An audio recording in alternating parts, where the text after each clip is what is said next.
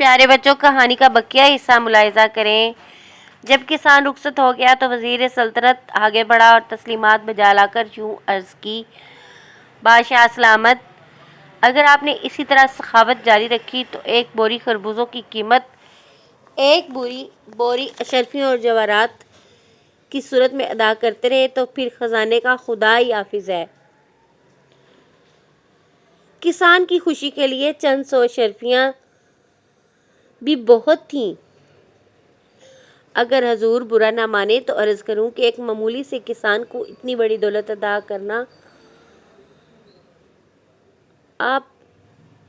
کرنا اچھی بات نہیں ہے۔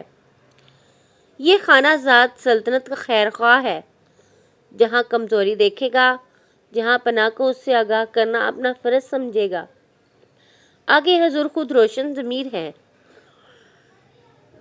برا بھلا خوب جانتے ہیں۔ وزیر کی باتیں سن کر بادشاہ اس سے یوں مخاطب ہوا: تم ہمارے وزیر ہو اور باتدبیر ہو، ہمیں جو کرنا تھا ہم نے کیا، اب تم جا کر دانش مندی کو کام میں لاتے ہوئے سب کچھ واپس لے آؤ جو ہم نے کسان کو دیا ہے۔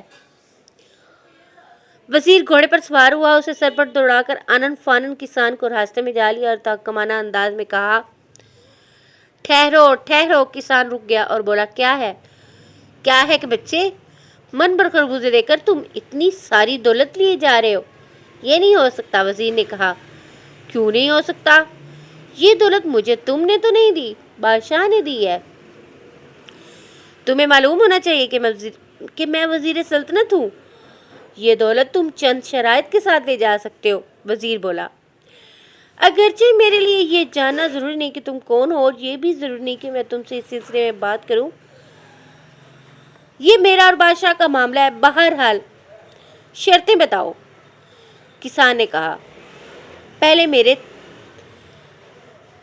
3 سوالوں کے جواب دو۔ وزیر نے کہا: بسم اللہ، تو تمہارا پہلا سوال کیا ہے؟ کسان نے پوچھا۔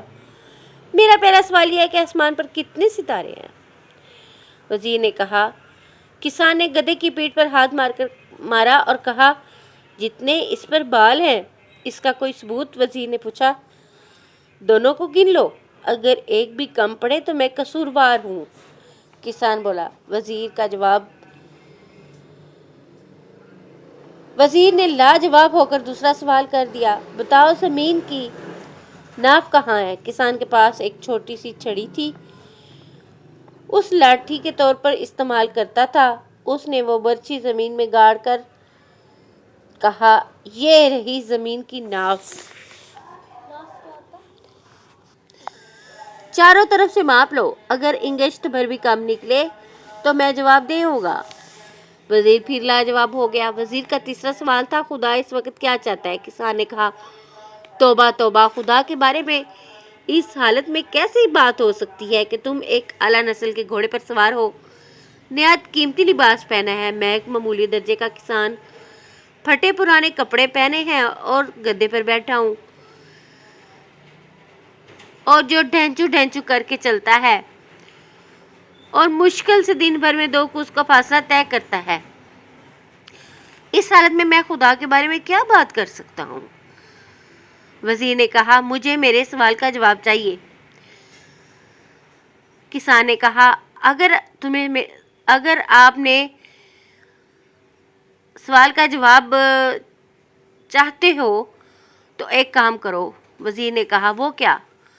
یہ کہ تم گھوڑے پر سے نیچے اترو، اپنا لباس مجھے دو اور میرے کپڑے تم پہنو اور اس گدھے پر سوار ہو جاؤ، پھر میں تمہارے سوال کا جواب دوں گا۔ میں تمہیں بتاؤں گا کہ خدا اس وقت کیا چاہتا ہے۔ وزیر گھوڑے سے اتر آیا، کسان نے وزیر کا لباس پہنا، وزیر نے کسان کے کپڑے پہنے اور گدھے پر بیٹھ گیا۔ کسان نے جھٹ سے گدھے پر سے بوری اٹھائی اور لپک کر وزیر کے گھوڑے پر سوار ہو گیا۔ اشرفیوں اور جواہرات سے بھری بوری سامنے رکھی اور ایڑ لگا کر گھوڑے کو دوڑا دیا۔